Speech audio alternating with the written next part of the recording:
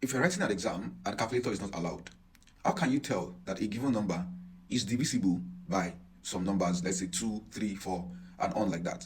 So I'm going to be giving you some hints on how to discover that. For instance, if you want to know if the number is divisible by 2, just check the last digit of the given number. If it is an even number, then that number will be divisible by 2. For 3, what you need to do is to add all the digits in the given number. If you add all of the digits in the given number, and the summation of all of them is a number divisible by 3, then that number itself will be divisible by 3. For instance, look at the numbers 123.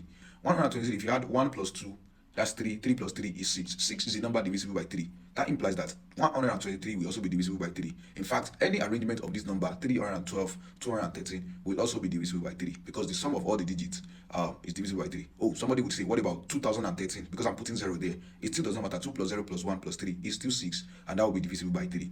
What about for 4? To know if a number is divisible by 4, all you have to check is the last two digits.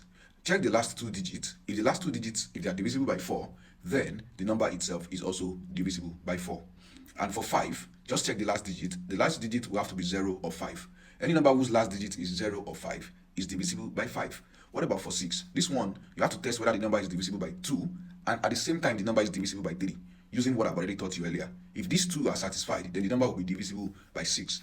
Now, for the case of 7, it has a little bit of trick in it. The way it works is that check the last digit rather. If you check the last digit, and then you check the remaining the remaining digits before the last digit. So if you double that last digit that you have, and you remove it from the remaining digits, if this thing is a multiple of 7, that result is divisible by 7, then you can see that, oh, this is actually divisible by 7. For example, let's say we have the number, I'm thinking of a number that 7 will be able to go in it now. So let's say we have the number 63 now, 63.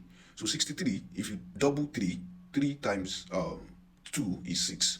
And if you remove 6 from 6, that's 0. 7 can divide 0. So that means that 7 can actually go in 63. What about 49 as well? If you double the 9, that will be what? 9 times what? 9 times 2 is 18. 4 minus 18 will give you minus 14. So negative 14 is divisible by 7. And so 49 is divisible by 7. So you can think of a bigger number now. Now, in my head now, I can't really think of a big number.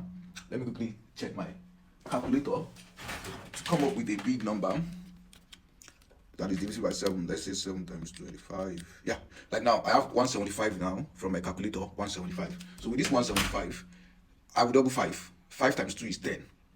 So 17 minus 10 is 7, which is a number divisible by 7. So that means that 7 can go in 175. That's just the trick. And for 8,